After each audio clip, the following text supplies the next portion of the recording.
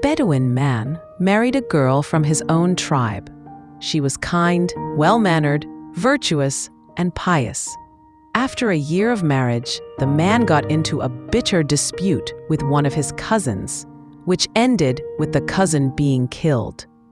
According to tribal custom, the man was forced to leave his homeland. He took his wife with him and settled in another tribe.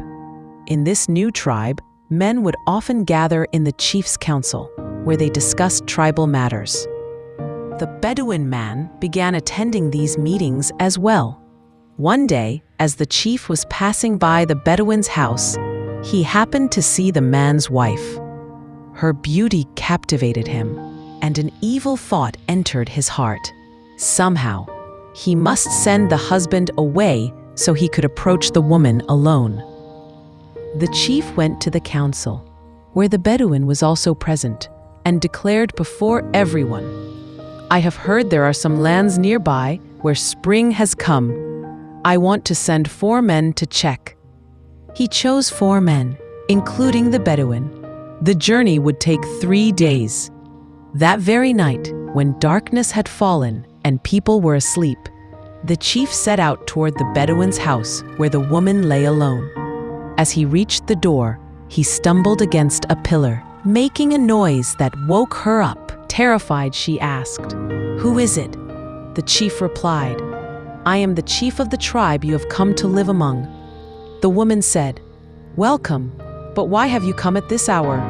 The chief answered, "Since the day I first saw you, I have been enchanted by your beauty. Tonight, I desire to be close to you."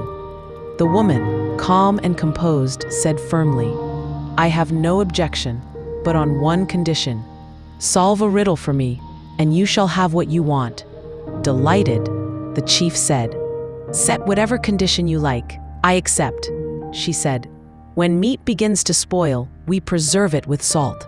But if the salt itself goes bad, who can purify it? You may take help from anyone you like, but only if you bring me the answer will I grant your wish." The chief returned to his home, troubled and restless. He spent the whole night thinking, but could not find an answer.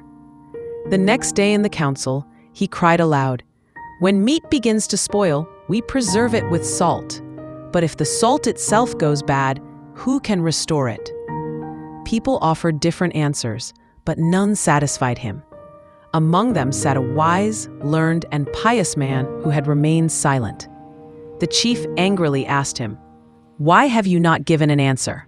The wise man replied gently, "I wish to speak to you in private. I believe, and God knows best, that you tried to tempt a virtuous and honorable woman with evil intentions.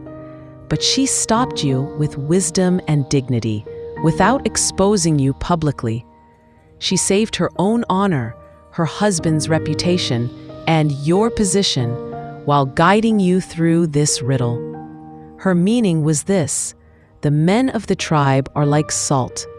If one of them goes astray, it is the chief who corrects him. But if the chief himself goes astray, who will reform him? You should have been the example.